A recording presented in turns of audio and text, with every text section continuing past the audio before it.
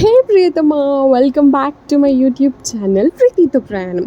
So ఈరోజు అయితే నేను చికెన్ కుష్కా చేసుకుంటున్నాను అనమాట. సో దానికి కావాల్సింది 4 మిర్చి, కాజు, కొత్తిమీర, పుదీనా, ఇంకా అల్లం వెల్లుల్లి, పసుపు, ఆయిల్ వేసుకొని మెత్తని పేస్ట్ గ్రైండ్ చేసుకోవాలన్నమాట.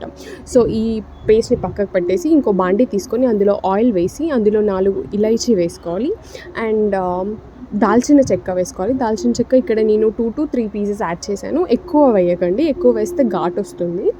సో తర్వాత షాజీరా వేసుకోవాలి, 4 లవంగాలు అండ్ మీ దగ్గర ఉంటే సోంపు వేసుకోండి, అది కూడా 1/2 table spoon. If in case లేదు అని అంటే స్కిప్ చేయండి, ఎక్కువ వేసుకోవద్దు సోంపు. తర్వాత మొత్తం సోంపు స్మెల్లే వస్తుంది ఎక్కువ యాడ్ చేస్తే. తర్వాత ఒక హాఫ్ అన్ అవర్ సాల్ట్ వాటర్లో నానబెట్టిన చికెన్ని ఈ ఆయిల్లో వేసుకొని ఫ్రై చేసుకోవాలి. వాటర్ పైకి వస్తున్నప్పుడు సాల్ట్ యాడ్ చేసుకున్నాను నేను. ఈ వాటర్ అంతా ఇంకిపోయి ఆయిల్ పైకి వచ్చేంత వరకు మనం ఫ్రై చేసుకోవాలి. అలా అయితేనే చికెన్ పచ్చి వాసన పోతుంది అండ్ బాగా కుక్ అవుతుంది కూడా. సో ఇక్కడైతే ఆయిల్ పైకి రావడం స్టార్ట్ అయింది, నేను తీసి పక్కన పెట్టేశాను అనమాట.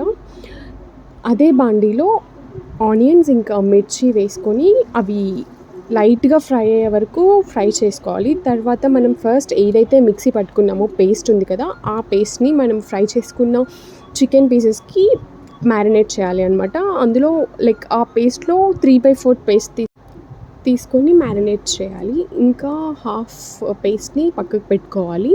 సో ఆనియన్స్ ఇంకా టమాటోస్ ఫ్రై అయ్యాక ఏదైతే పక్కన పెట్టుకున్న పేస్ట్ ఉందో ఆ పేస్ట్ని ఇందులో యాడ్ చేయాలన్నమాట. సో ఈ పేస్ట్లో మనం 1/2 కప్ మిల్క్ ఇంకా 2 టేబుల్ స్పూన్ కర్డ్ యాడ్ చేసుకోవాలి.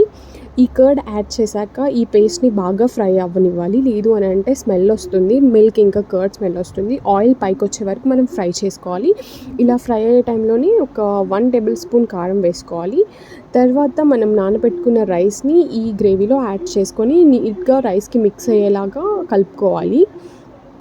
సో గ్రేవీ మొత్తం రైస్కి మిక్స్ అయ్యాక మనం ఎంత అమౌంట్ అయితే రైస్ యాడ్ చేసామో అంత అమౌంట్ దానికి సరిపడా వాటర్ యాడ్ చేసుకోవాలి. సో ఇలా వాటర్ యాడ్ చేశాక సాల్ట్ ఇంకా లెమన్, ఒక్క చెక్క లెమన్ని పిండుకోవాలన్నమాట. సో ఇంకా ఒక 10 మినిట్స్ తర్వాత గరం మసాలా ఇంకా కొంచెం సాల్ట్ సరిపోలేదు, సో నేను ఇంకొంచెం సాల్ట్ యాడ్ చేశాను.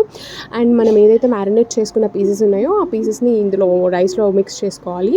మిక్స్ చేసుకొని ఒక 20 మినిట్స్ పెట్టేసి మూత పెట్టేసి కుక్ చేసుకోవాలన్నమాట. సో ఈ కుష్కాలోకి అయితే రైతా బాగుంటుంది, సో నేను రైతా ప్రిపేర్ చేస్తున్నాను ఇక్కడ.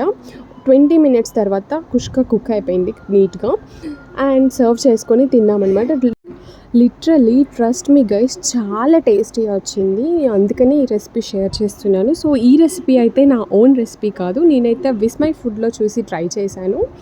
So thanks for watching, please do subscribe.